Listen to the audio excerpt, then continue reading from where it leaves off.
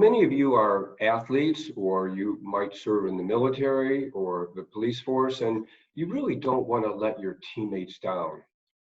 And so you might mistakenly think that if you've had a serious blow to the head and you may have a concussion, you believe you might have a concussion, that you want to just keep doing what you were doing because you don't want to let your teammates down.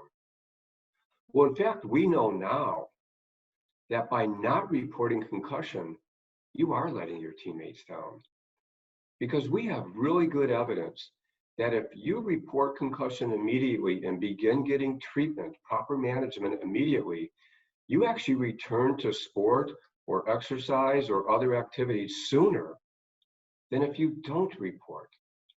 And we also know that if treatment is delayed, the chance of developing persistent, ongoing symptoms is higher than if treatment is not delayed.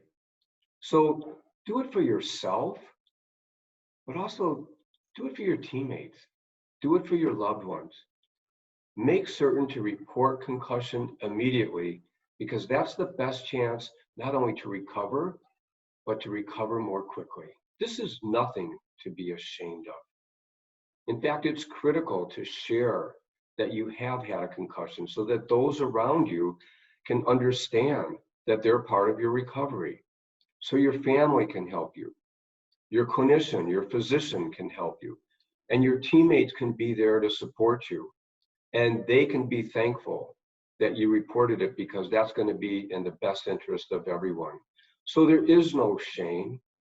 In fact, it's the best thing to do, because it's in the best interest of everyone.